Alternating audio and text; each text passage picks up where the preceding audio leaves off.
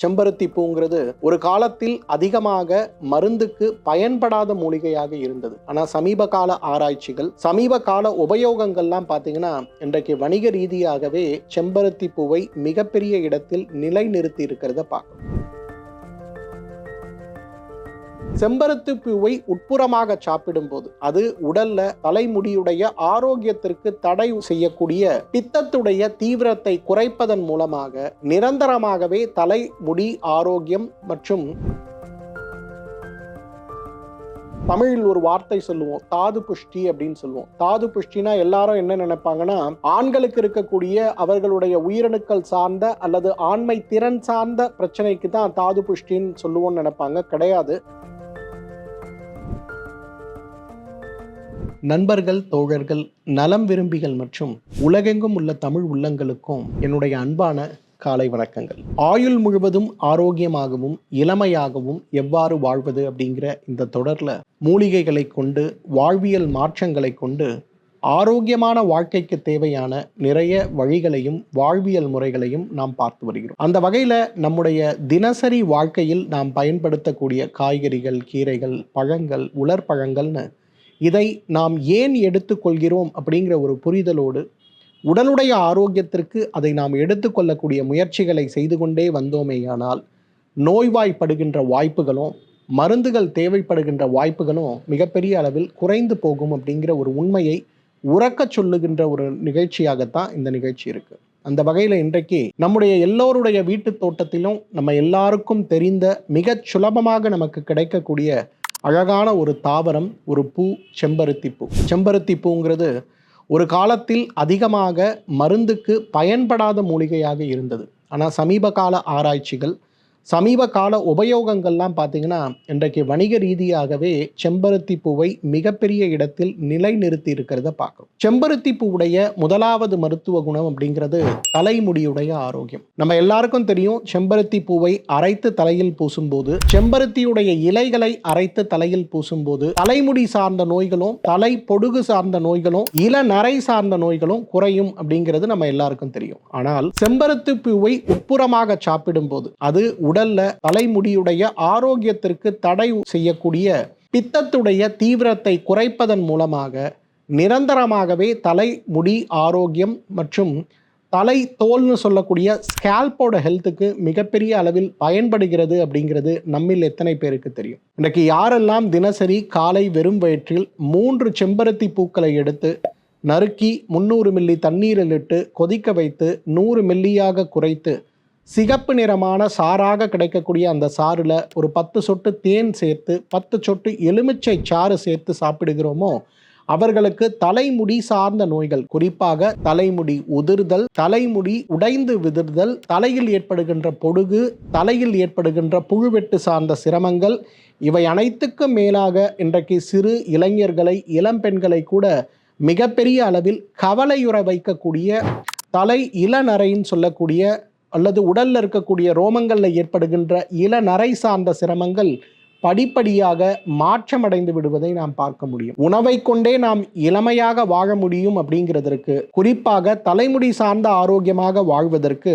இந்த செம்பருத்தி பூவிலிருந்து தயாரிக்கக்கூடிய இந்த தீநீர் ஒரு மிகச்சிறந்த மருந்து அப்படின்னு நம்ம சொல்லலாம். நம்மில் நிறைய பேருக்கு, குறிப்பாக பெண்களுக்கு உடல் சூடு அப்படிங்கிறது மிகப்பெரிய அளவு பலவீனத்தையும் அதே நேரத்தில் அசௌகரியத்தையும் ஏற்படுத்தக்கூடிய நோயாக இருக்கிறத பார்க்குறோம். இன்றைக்கு பெண் குழந்தைகள் வயதுக்கு வருவதில் ஆரம்பித்து அவர்களுக்கு மாதவிலக்கு முடிகின்ற வரை ஒவ்வொரு மாதமும் உடம்பில் இருக்கக்கூடிய நாளமிலா சுரப்பிகளுடைய செயல்பாடுகளோ மாதவிலக்கில் இருக்கக்கூடிய சீரான அல்லது சீரற்ற தன்மையும் அவங்களுடைய உடல் சூடை மிகப்பெரிய அளவில் நிர்ணயிக்கக்கூடிய காரணிகளாக இருக்கிறத பார்க்குறோம்.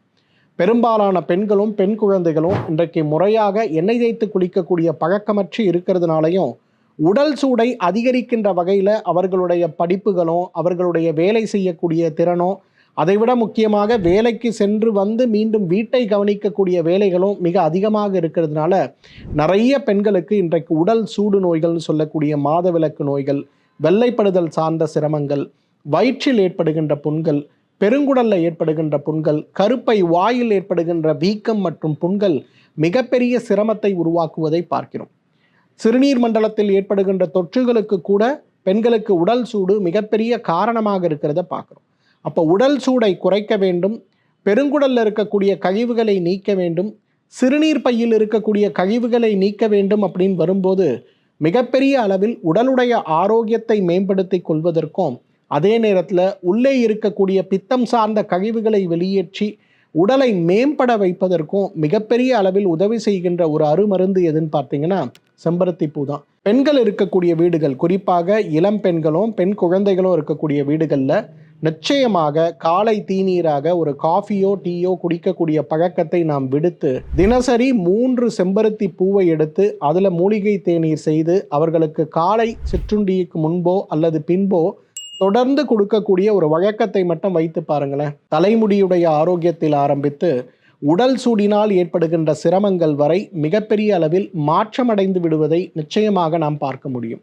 தாது புஷ்டின்னு சொல்லுவோம். பொதுவாக நம்முடைய உடல்ல 7 வகையான திசுக்கள் தான் நம்முடைய இளமையையும் ஆரோக்கியத்தையும் நிர்ணயிக்கக்கூடிய காரணிகளாக இருக்கிறத பார்க்கிறோம். செரிமான மண்டலத்திலிருந்து உருவாகக்கூடிய திசுக்கள், இரத்த மண்டல திசுக்கள், தசை மண்டல திசுக்கள், கொழுப்பு மண்டல திசுக்கள், எலும்பு மண்டல திசுக்கள், எலும்பு மஜ்ஜை மண்டல திசுக்கள், இனப்பெருக்க மண்டல திசுக்கள், நோய் எதிர்ப்பு சக்தி சார்ந்த திசுக்கள் மற்றும் நாளமிலா சுரப்பிகளில் இருக்கக்கூடிய திசுக்கள் வரை இந்த 9 வகையான திசுக்களும் தான் இன்றைக்கு முறையாக ஆரோக்கியத்தை நிர்ணயிக்கக்கூடியதாக இருக்கிறத பார்க்குறோம். தமிழில் ஒரு வார்த்தை சொல்லுவோம், தாது புஷ்டி அப்படின்னு சொல்லுவோம். தாது புஷ்டினா எல்லாரும் என்ன நினைப்பாங்கன்னா, ஆண்களுக்கு இருக்கக்கூடிய அவர்களுடைய உயிரணுக்கள் சார்ந்த அல்லது ஆண்மை திறன் சார்ந்த பிரச்சனைக்கு தான் தாது புஷ்டின்னு சொல்லுவோம்னு நினைப்பாங்க. கிடையாது. இளமையான ஆரோக்கியமான வாழ்க்கை நம்ம எல்லாருக்கும் வேணும்னா ஒரு 3 செம்பருத்தி பூ எடுத்து அதோடைய தீநீரை காலை வெறும் வயிற்றில் சாப்பிடுகின்ற ஒரே ஒரு மாற்றத்தை குறைந்தது ஒரு 100 நாட்கள் செய்து பாருங்களேன். உடல் புத்துணர்ச்சி அடைகிறத பார்க்க முடியும். காலை முதல்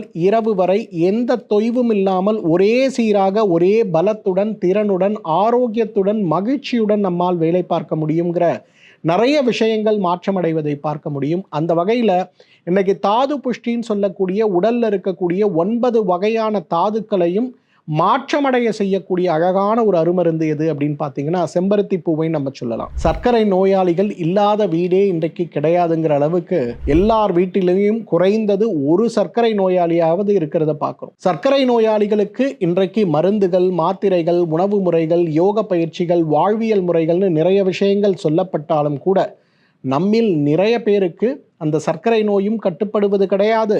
சர்க்கரை நோயினால் ஏற்படுகின்ற இணை துணை நோய்களும் கட்டுப்படுவது கிடையாது. இதுவே நமக்கு மிகப்பெரிய வருத்தத்தை உருவாக்கி விடுவதை பார்க்கிறோம். அந்த வகையில் சர்க்கரை நோயுடைய தாக்கத்தை குறைத்து சர்க்கரை நோயினால் ஏற்படுகின்ற இரத்த குழாய் சுருக்கங்கள், நரம்பு மண்டல பலவீனங்கள், தசைகளில் இருக்கக்கூடிய அகற்சிகள், தசைகளில் சேர்ந்து இருக்கக்கூடிய கொழுப்பு சார்ந்த பலவீனங்கள் அனைத்தையும் மாற்றி உடலை ஆரோக்கியப்படுத்த வேண்டும் அப்படின்னு வரும்போது அதற்கு இந்த செம்பருத்தி பூவுடைய பயன் மிகையாகாது. அவ்வளவு அழகாக தினசரி செம்பருத்தி பூவுடைய இந்த மூலிகை தீநீரை, செம்பருத்தி பூவையே தீநீராக வைத்து சாப்பிடுகின்ற ஒரு வழக்கத்தை வைத்து பாருங்களேன். பொதுவாகவே சர்க்கரை நோயாளிகளுக்கு உணவுக்கு பின்பு கடுமையான சோர்வு ஏற்படுவதை பார்க்க முடியும். காலை உணவு சாப்பிட்டாலே 1 மணி நேரம் தூங்கணுங்கிற அளவுக்கு சோர்வு. மதிய உணவு சாப்பிட்டோம்னா 1 மணி நேரம் தூங்கவில்லை என்றால் தலையே வெடித்து விடுகின்ற அளவுக்கு ஒரு சோர்வு. இரவு சாப்பிட்டு படுப்பது தான் தெரியும், எப்படி தூங்குறோன்னு தெரியாம 10 மணி நேரம் 8 மணி நேரம் நம்மை மறந்து தூங்கக்கூடிய ஒரு நிகழ்வு.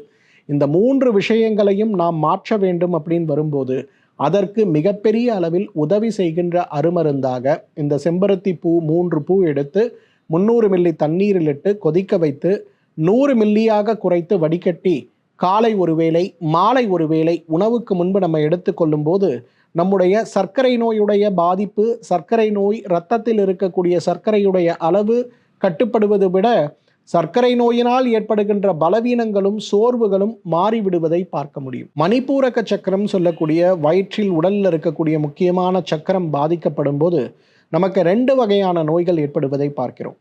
ஒன்று சர்க்கரை நோய், மற்றொன்று சிறுநீரக நோய்.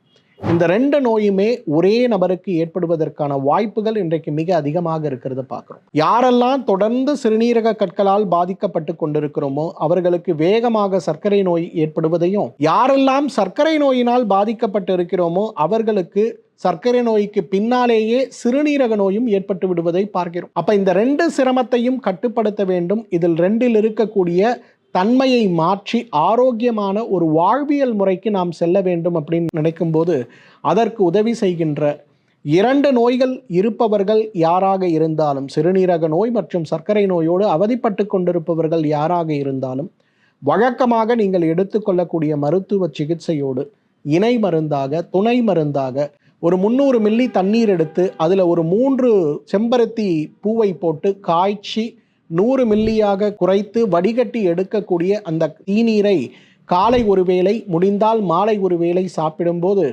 2 நோய்களுடைய தாக்கமும் குறைந்து உடல் ஆரோக்கியம் அடைவதை பார்க்க முடியும். உடல் எடை குறைவதில் ஆரம்பித்து இன்றைக்கு உடல்ல பெண்களுக்கு தேவையற்ற மாதவிலக்கு காலங்களில் ஏற்படுகின்ற அதீத இரத்தப்போக்கு வரை அனைத்தையுமே கட்டுப்படுத்தி ஆரோக்கியப்படுத்தக்கூடிய ஒரு அழகான மருந்து தான் செம்பருத்தி. 3 செம்பருத்தி பூ, அதோடு 300 மில்லி தண்ணீர் கொதிக்க வைத்து 100 மில்லியாக குறைத்து வடிகட்டி காலை ஒரு வேளை, மாலை ஒரு வேளை உணவுக்கு முன்பு நாம் எடுத்துக்கொள்ளும் போது ஆண்கள் பெண்கள்ங்கிற வித்தியாசம் இல்லாம தலைமுடியில் ஏற்படுகின்ற பிரச்சனையில் ஆரம்பித்து சர்க்கரை நோயில் ஆரம்பித்து உடலுடைய பலவீனம் ஆரம்பித்து உடல்ல மட்டுமல்ல மனதில் ஏற்படுகின்ற சிரமங்கள் வரை மாறி உடல் ஆரோக்கியப்படுவதை நாம் பார்க்கலாம். இந்த 3 செம்பருத்தி பூவிலிருந்து எடுக்கக்கூடிய இந்த தீநீரை தினசரி சாப்பிடுகின்ற, உணவாக சாப்பிடுகின்ற ஒரு வழக்கத்தை வைத்து கொண்டாலே நம்மாலும் ஆயுள் முழுவதும் ஆரோக்கியமாக வாழ்ந்திட முடியும். மீண்டும் மற்றொரு ஆரோக்கிய குறிப்போடு உங்களை சந்திக்கிறேன். அதுவரை உங்களிடமிருந்து விடைபெறுவது உங்களுடைய வெல்னஸ் குருஜி. நன்றி, வணக்கம்.